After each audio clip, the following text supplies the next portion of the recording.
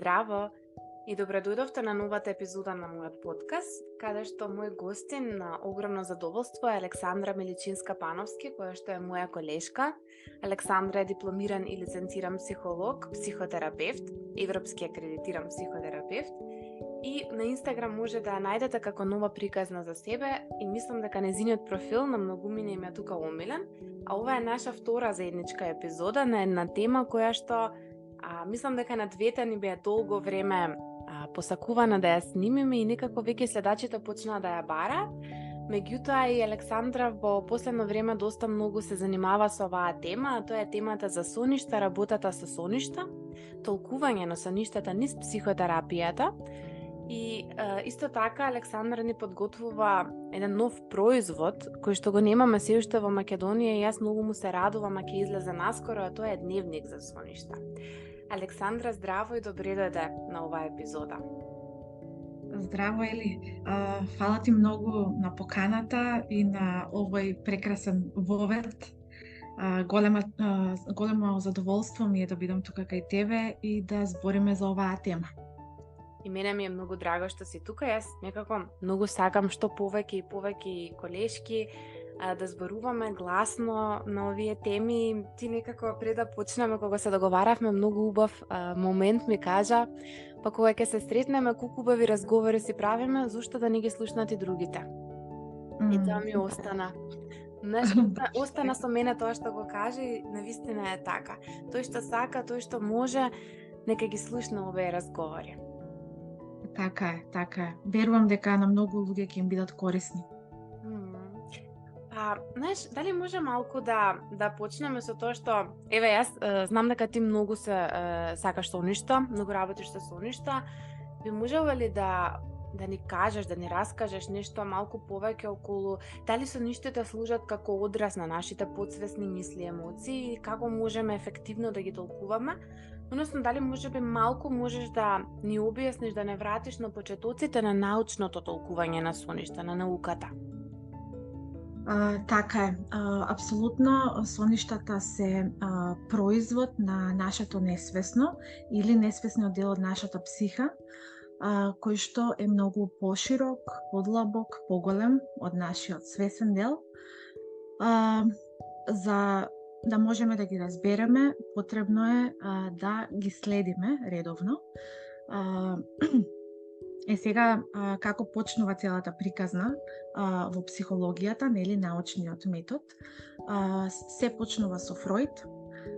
Он приметил дека има еден слој во нашата психа за кој што не сме свесни и од каде што доаѓаат разни содржини, вклучително преку соништата. И он почнал тоа да го зборува и да го објаснува во неговото дело толкување на соништата, кое што излегло во 1900 година. Неговата работа ја продолжува Јунг, Карл Густав Јунг, со тоа што он значајно ја продлабочува и ја проширува. Фройд зборува за еден слој од нашето несвесно, кој што се нарекува индивидуално несвесно, и таму се складирани сите наши потиснати содржини, кои што, например, не сакаме да ги видиме, не сакаме да ги освестиме, премногу се болни, не се социјално пожелни, ние сите имаме такви карактеристики. Понатаму некои содржини кои што ги примаме во текот на денот, меѓутоа се под прагот на свесното перцепирање. Така да има тука нели многу. Значи, индивидуалното несвесно, кое што го открил Фройд, е резултат на нашето индивидуално искуство. И сега Фройд, нели типично за него, он сметал дека соништата одразуваат некои наши потиснати желби, во главном од сексуална природа. Секако има такви соништа, меѓутоа тоа е само мал дел од целата приказна, што се соништата ни носат. И тука настапува Јунг, кој што вели соништата се многу повеќе од тоа, па дури и соништата одат подлабоко во еден дел кој што се нарекува колективно несвесно, кое што има содржини кои што потекнуваат од целото искуство на човештвото, М. не од нашето лично искуство, што е навистина доста длабоко. И фасцинантно. Знаеш како може еден човек да носи и да сонува нешто толку многу старо, толку многу големо. Така е. Тоа е навистина едно од најфасцинантните работи во целата работа со соништа. Интересно е дека нашето несвесно има тенденција да сака да ни помогне. Затоа се јавуваат соништата да не водат. Сега кога одговорот го немаме во нашето индивидуално искуство, сонот посегнува по колективното искуство и ни дава колективен сон, односно сонот колективното несвесно. Да, и ни дава некако одговор, мудар одговор од нашите предци, од се што било, и тоа е многу убаво, зашто ние во нас ги носиме сите тие мудрости, сите тие искуства кои што се, ајде да речам, трансгенерацијски, баш пренесувани низ еден дел што се нарекува архетип, меѓутоа за тоа мислам дека посебна тема дефинитивно би сакала да направиме. Па тука само би те прашала што мислиш ти за соновниците, затоа што многу често имам и клиенти, верувам дека и ти се среќаваш, не мора клиенти низ дома, другарки, сестри, пријатели. Леле, сонував змија, чекај да отворам соновник да видам што значеше сонот. Што мислиш ти за соновник?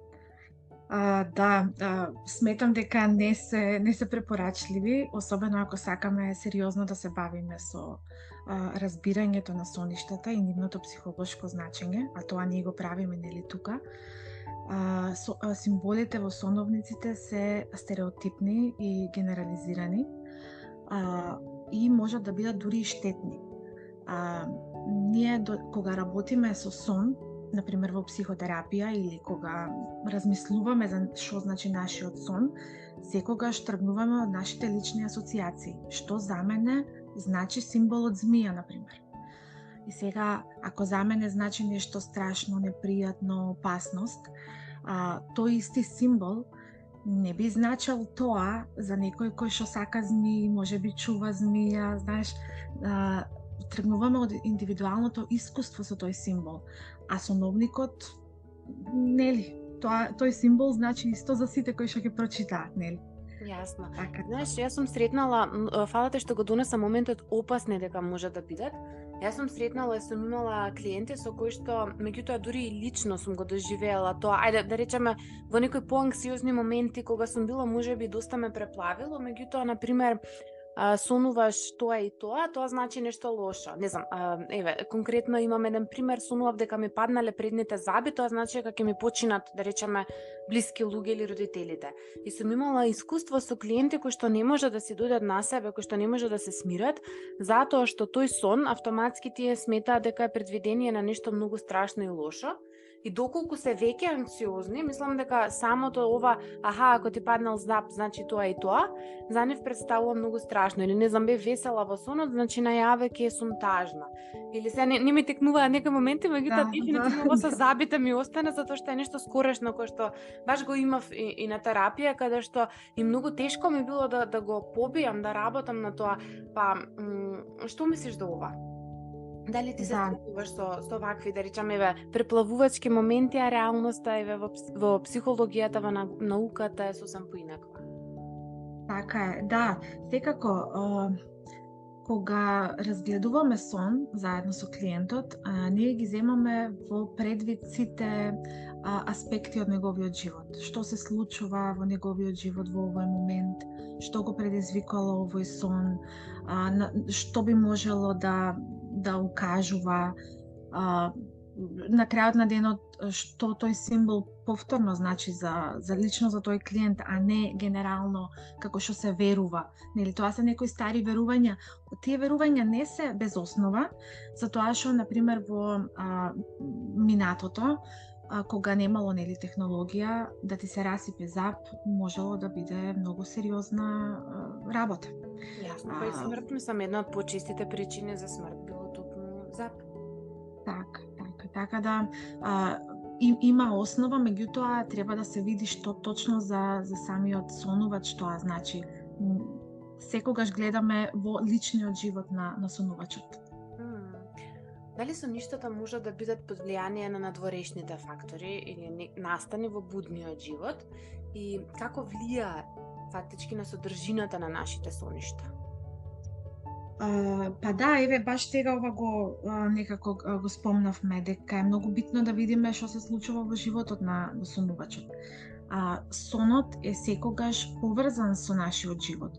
Он не е изолиран продукт на нашето несвесно, и доколку би бил изолиран, тоа би било на ниво на приказна. Сонував тоа и нели, што со тоа?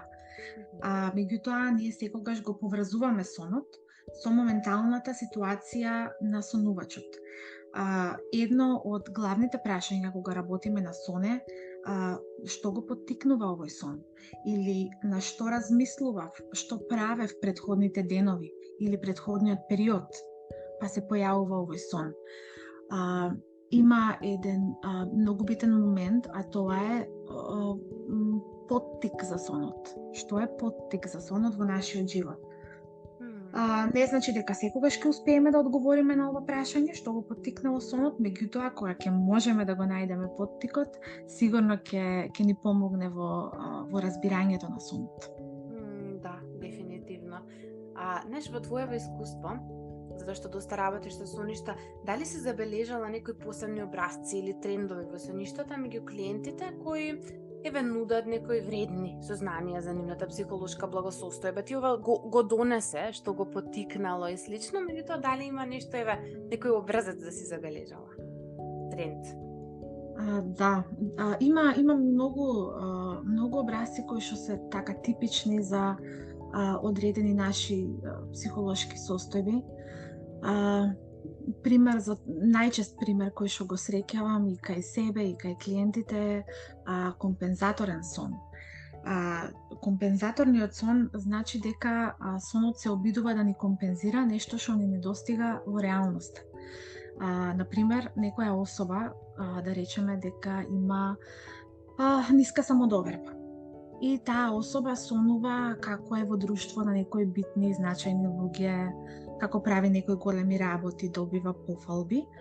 Во овој случај, нашето несвесно се обидува да го компензира овој недостаток, но и да ни даде некоја утеха, малце емоционално да не регулира.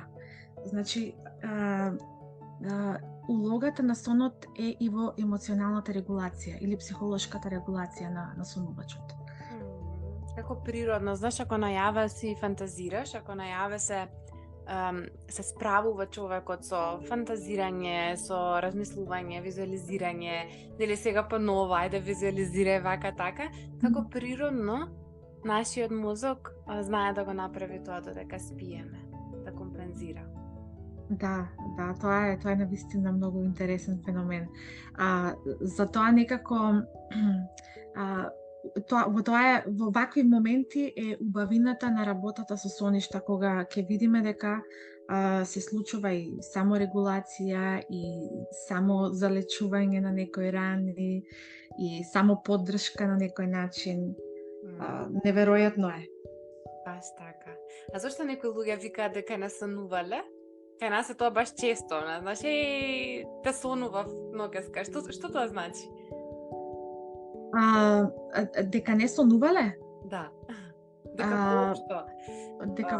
Да. Дека воопшто немале, знаеш, дека нас не сониле. Дали тоа за нас или тоа е во функција на нив што ние им значиме? Дали ти се случило ова? Не речеме, мене често некој дошол да ми сподели дека ме сонувал или јас некого да сонувам. Да. Ова е интересно прашање. Ова го отвара прашањето дали сонот има метафорично значење или има буквално значење. Ако има буквално значење, тоа значи дека особата во тој сон си навистина ти. Меѓутоа, ако е метафорично значење, тоа би значило дека ти, како Елена, ги символизираш некои аспекти од неговата психа или од неговата личност. Интересно е што колку луѓето ни се поблиски, например сопруг, дете, родители и така натаму, толку се поголеми шансите да сонот е буквален, дека тоа се навистина тие луѓе. Меѓутоа, колку особата ни е подалечна, најверојатно се работи за некаква символика или Како метафоричко проекција. значење. Да, проекција, така. И сега зашто некако прашањево гледаш беше двосмислено, а што се тие луѓе кои што воопшто не сонуваат, она што кои што велат дека ништо не сониле и дека немаат соништа? Сите сонуваме, тоа е докажано, сонуваме секоја вечер и тоа околу 2 часа кога се собере. Сонуваме во REM фазата, односно фазата кога нашиот мозок е доста активен. Така што прашањето е, нели, дали се сеќаваме. Сите цицачи не е дека не сонуваат. сониле, туку само не се сеќаваат на соништата. Да. Сега, зошто не се сеќаваат? Ние во нашето модерно време некако сме ги заборавиле соништата. Во минатото луѓето многу повеќе обрнувале внимание на соништата, ги раскажувале, ги пробувале да ги интерпретираат, барале водство од соништата и така натаму. Меѓутоа денеска некако како тоа да е изгубено, за жал. И многу луѓе сметаат дека соништата не се важни или се безсмислени, немаат некое значење, така да не им обрнуваат внимание.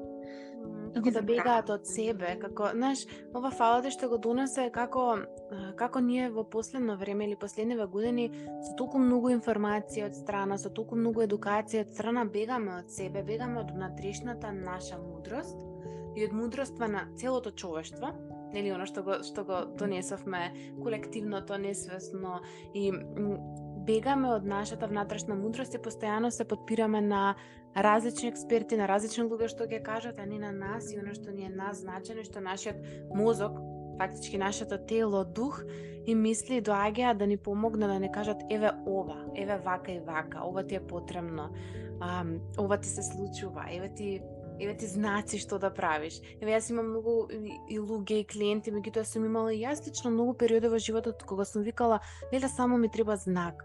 Не можам да донесам одлука, потребен ми е само знак. А при тоа заборавајќи дека знакот најчесто во животот доаѓа токму преку соништата. Да, баш така.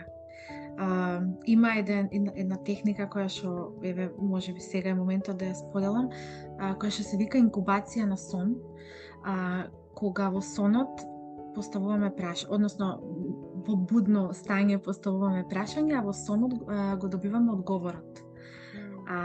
И тоа може секој да го прави, само да си постави едно убаво прашање, конкретно, и во сонот ќе добие некаков одговор на тоа. И многу интересно. Колку убаво. Има некои други специфични терапевтски техники или вежби што ги користиш за клиентите, за подобро да ги истражат, да ги разберат соништата? Да, секако. Прво и основно ни е запишувањето на сонот. Тоа ни е многу значајно, како не би заборавиле детали, колку и да мислиме дека добро сме го запомтиле сонот, со текот на времето се губат детали, битни детали. Понатаму запишуваме датум, кога е сонуван сонот. Датумот ни е значаен за да можеме да му се вратиме на сонот после одредено време. За да видиме отприлика, нели, што се случувало во нашиот живот во тој период, не знам, во декември 2020, што се случувало, отприлика знам, така да овој сон, еве, нели. Со тоа што датумот не исто така битен, заради тоа што соновите немаат рок на траење. Они можат да содржат информации за иднината. Тие соништа ги викаме проспективни, така да добро е да го имаме запишано со датум, да знаеме, нели, од кој период потекнува, за кога ќе му се навратиме да си ги поврземе работите. Понатаму, асоциациите, личните асоциации на сонувачот се многу битни, и ги поттикнувам клиентите да си ги, например, извадат. Не знам, ако некој сонувал како патува негде со кола, гледа дрвја, луѓе и така натаму и ги вади символите. Символите се кола, дрвја, патување и така натаму и си вади асоцијации. Што прво ми паѓа кога ќе помислам на автомобил? Ова. Или што прво ми паѓа на памет кога ќе помислам на дрво? Или каква беше атмосферата во тој сон? Какви чувства ми будеше тој сон? Имаше нека ваква игра што ја правев како деца. Памтам асоцијации. Не знам како се викаше, ама беше нешто вака и знаеш дека не дојдеш до крај да видиш што точно. Со цела азбука. Кажи еден збор. Не знам дали памтиш. Дали сте играле? Не се сеќавам, ама ова звучи како добра вежба за работа на соништа. Да. Понатаму имаме, например, ако некој не се сеќава на крајот на сонот, може да си го доврши сам, да си измисли крај. Со тоа што работиме на измислениот крај, исто како да е сонуван, сметаме дека и тој измислен крај доаѓа сепак од некои наши несвесни делови. Така да, отприлика еве тоа, главно запишувањето, па после, нели, дел по дел се работи, дел по дел се асоцира, дел по дел се разгледува и доаѓаме до некакво решение. Да, со тоа што е интересен е и начинот на гешталт анализата на соништа, што е малку поинаква, каде што Перлс доаѓа со моментот дека се што е во нашите соништа е всушност наша лична проекција и каде што кога се работи на сон, го враќаме сонот во тука и сега, го раскажуваме како во моментот да се случува и имаме можност и простор да му го смениме крај. Не знам дали ти работиш и со, да речам, гешталт перспективата со сониште, јас повеќе работам со гешталт перспективата, меѓутоа многу по, ајде да кажем, искуствено сум дошла до моментот дека многу повеќе јунгијанскиот дел и сето она што до сега го споделивме, знаат да донесе многу повеќе одговори кај сонувачот. Например, што мислиш ти, како можат соништата да се користат како алатка за личен раст и развој, за самооткривање во психотерапијата? Знаеш, не мора да е баш она во моментот дека мора нешто лошо да ми се случува, дека мора да одам на психотерапија, туку во однос на личен раст и развој. Јас сум супер, меѓутоа сакам да се развивам. Да. Континуираното следење на соништата значи континуирано следење на нашиот внатрешен живот. Така да, убаво викаш, не мора ние секогаш да сме во терапија и да анализираме и да гледаме, можеме и самите да си ги следиме соништата, да си ги споредуваме со будниот живот, за да видиме што ни носат. Пошто по правило соништата ни носат нешто за кое што претходно не сме биле свесни, нешто ново, некој нов увид, некоја нова перспектива. Значи освестување, истото што го прави и психотерапијата. Така да, пак ќе речам, водењето на дневник на соништа, запишувањето е многу значајно. Како што кажав, со датум, да биде сето тоа уредно направено, за да можеме да се вратиме понатака кон она што е запишано. Дали ова те потикна и на дневникот? Така да. Го нема кај нас, беше автентично, интересно и мислам дека многу значајно.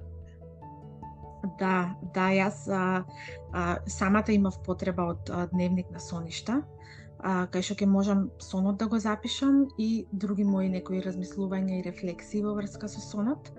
И си реков, ќе го правам како за моја душа, па можеби ќе им се најде на другите луѓе кои што се заинтересирани во овие работи.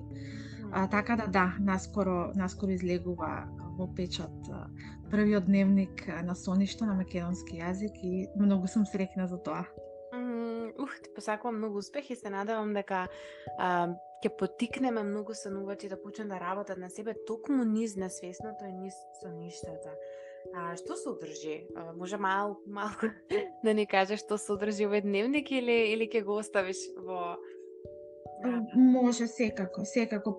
Има првиот дел е како прирачник, кај што се опишани сите битни работи кои што секој сонувач би требало да ги знае, како би можел полесно да си ги прати соништата. Чекор по чекор како се запишува и како се следи сонот. Имаме потоа работен дел кај што може да се ги запишува соништата И на крајот имаме како еден бонус дел со инкубација на сон, како може да побара од несвесното сон, односно одговор на некое прашање во својот живот што го има. Дали е тоа, не знам, за работа, за релации, така натаму. Така да верувам последниот дел е така малце позабавен. Верувам дека ќе биде интересно. И јас со душа го чекам. И јас сакам да го правам тоа, стварно не сум сретнала нешто вакво. Знаеш, вака некако кога го сподели ова со инкубација на сон, што е стварно важно и значајно, мене ме поттикна да те прашам дали сретнуваш случаеви кога соништа игра значајна улога во решавање на траумите од минатото или некои нерешени прашања кои што се многу големи. Да, секако. Секако во соништата испливуваат работи кои што на нас не ни се завршени, не ни се залечени, испливуваат со цел да бидат видени, да бидат препознаени. Сега скоро имав една клиентка која што во еден мал, краток сон навидум ништо посебен, ке речеш на прв поглед, меѓутоа имаше содржано теми како релација со мајката, некои фамилиарни патерни на однесување, на верување, потоа некои, како да кажам, некои стеги околу работата, за на крај да биде донесен нејзиниот креативен потенцијал, сето тоа во еден сон. Еден таков подарок беше тоа за нејзиното несвесно, да ние буквално го разработувавме во неколку сесии, пошто секоја тема беше голема сама по себе. И сето тоа содржеше на почетокот незавршени работи, трауми и така натаму, за на крај да го донесе потенцијалот што го има клиентката. Неверојатен сон. Браво. Ме знаеш. Навистина има такви делови. Јас лично сум имала искуство исто со сон кој што е нешто што е трансгенерацијско, што не е само мое, туку е нешто што се пренесува, меѓутоа еве кај мене дошол, да речам, тој сон. И навидум вака изгледаше дека нема причина, нема зошто да е тука, но на терапија, кога сватив, имаше многу големо значење и мислам дека немаше значење само за мене, него и за целата таа една генерација нова, која што сме тука, затоа што ако не го обработев, мислам дека тој сон конкретно на психотерапија, веројатно ќе продолжиш и нидните генерации, никогаш немаше да сватам што е да се уважи, нешто што е многу важно, само барало некој да го види и да го уважи, да го обработи. Многу често сум го имала тоа, но еве во моментов мислам дека јас сум во контакт со еден таков сон голем, кој што сам голем, навидом мал, но со многу голем подарок. Има ли докази, например, што сугерираат дека соништата даваат некои рани, предупредувачки знаци за потенцијални проблеми со менталното здравје и како поединците може да бидат повеќе свесни за овие знаци? Да, апсолутно. Како за менталното здравје, така и за физичкото здравје може да ни соништата да ни донесат предупредување. Такви соништа можат, не секогаш, меѓутоа можат да бидат кошмарните соништа. Бидејќи кошмарот, функцијата му е да не раздрма, да не разбуди и во буквална и во метафоричка смисла и да не освести дека нешто се случува, нешто треба да биде видено и освестено и веројатно треба да биде итно тоа направено. Така да луѓето кои што често сонуваат кошмари би требало да се позанимаваат, да видат за што се работи. И понатаму секако соништата кои што се повторуваат, без разлика на самата тема или содржина што и да се повторува, треба повторно да се провери за што се работи, бидејќи несвесното упорно се обидува нешто да ни каже, да не освести во некој дел, а штом се повторува значи дека ние не сме ја примиле пораката. Јасно. Е нешто што е толку силно што се јавува и сака да нас спаси, зашто на крајот на денот нашиот мозок секогаш е во функција да нас спаси, да нас заштити. И мораме повеќе да го слушаме, повеќе да се слушаме себе си. Знаеш, некако сега се сеќавам дека јас кога бев дете, многу често сонував дека летам. И во еден неврзан разговор со татко ми вика: "Леле, јас исто Елена кога бев дете многу сонував дека летам." И тука ми се постави прашањето, дали има, еве да речем, некои фази и како се ништата еволуираат низ нашиот живот. Дали ова има некакво значење во разбирањето на личниот раст и развој? Да, во секој период од животот има некои типични сонови кои што се јавуваат. Например, најголемата класификација, ако може така да ја кажеме, е дека луѓето во првиот период од животот или првата половина сонуваат соништа кои што им помагаат да се прилагодат на секојдневниот живот, на општеството, заедницата, работата и така натаму. Додека луѓето од втората половина од животот имаат тенденција да сонуваат соништа кои што ќе ги свртува повеќе кон себе си, кон, не знам, својата внатрешна реалност и така натаму, за на крајот на животот да имаме соништа кои што се типични кои што не подготвуваат за смртта, што е доста интересно. Има понатаму, имаме соништа, например, го спомнати детството. Имаме соништа кои што зборуваат за сепарација и ни помагаат полесно да се сепарираме од родителите, од семејството. Подоцна во различни фази како што поминуваме, имаме сонови на инициација, кога почнуваме некоја нова етапа од животот. Интересно е дека овие соништа знаат да бидат проспективни, тоест да ни кажат како ќе биде следната етапа, како би можела да биде следната етапа од нашиот живот. Ќе дадам еден мој пример од мојот живот. Кога се преселив да живеам со сопругот, сонував еден сон кој што беше така доста интересен сега од денешна перспектива, тогаш не го разбрав. Сонував како се враќам во куќата на моите родители, кај што пораснав, и приметив дека наоколу се е прашливо, неисчистено, моите родители нешто работат, не се дома, мачето кое што го чувавме во тој период, така неухрането, неизбањато, така се некако во лоша слика. Вториот дел од сонот беше дека се наоѓам во некоја пустина и си викам, леле, шо правам тука, и здогледувам еден водопад во разноразни бои, како да е волшебен, така си го крстив. Го запишав сонот, во тој момент не го разбрав, меѓутоа, кога се навратив, сватив дека тоа е еден сон на сепарација од моите родители, кој што ми кажува, во домот на твоите родители веќе нема живот и енергија, психолошки живот. Родителите продолжиле со својата работа, како што и треба да се случи после заминувањето на децата од домот.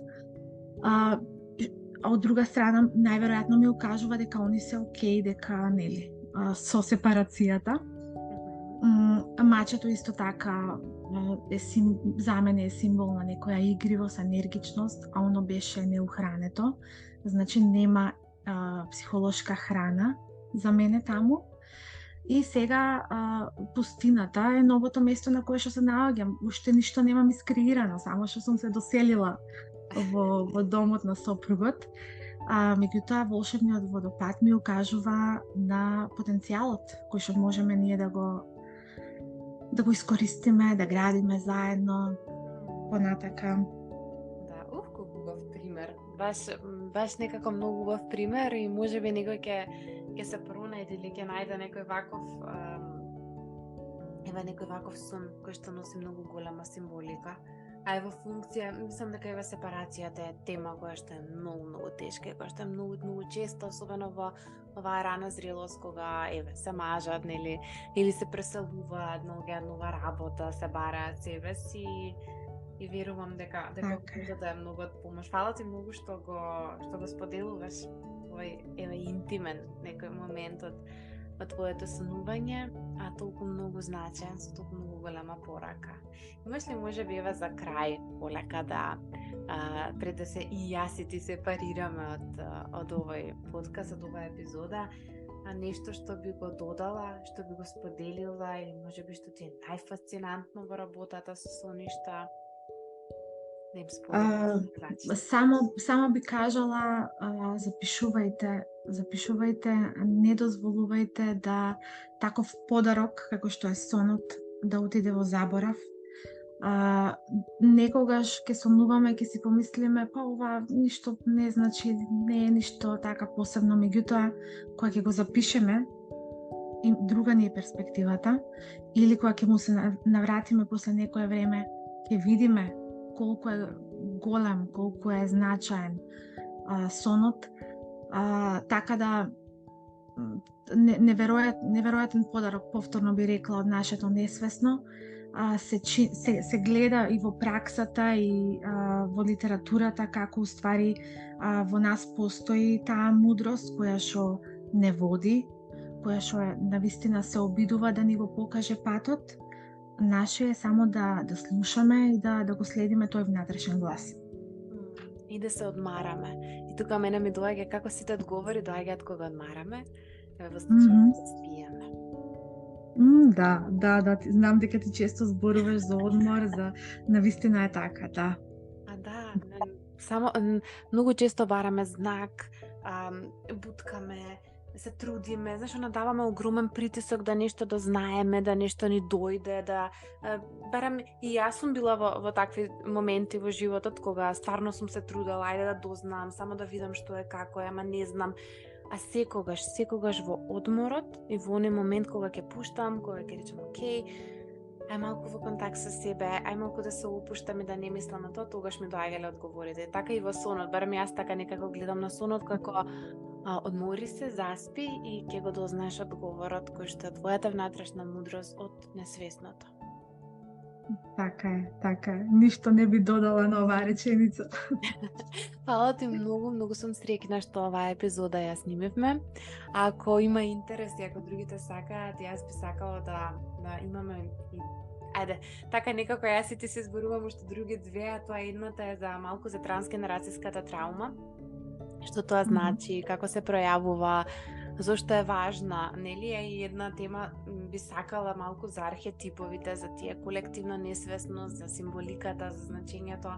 Мислам дека е доста интересна и важна тема и можеби е убаво да зборуваме погласно на неа, затоа што е малку заборавена, барем јас така чувствувам дека е заборавена периодов. Така е, ова се навистина големи и убави теми. И мене лично ми представуваат голем интерес и големо задоволство. Фала ти многу и на тебе за просторот кој што ми го даваш, за овој убав разговор и до следно слушање. До следно слушање и го чекам дневникот. Секако, ќе бидеш известена и ти и ќе споделам на Инстаграм, така да следете Александра на Инстаграм, а јас долу во описот ќе го ставам нејзиниот профил за да може навремено да дознаете и кога ќе излезе дневникот за соништа. Ви благодарам на сите за вашето внимание што станавте со нас до крајот. Поздрав!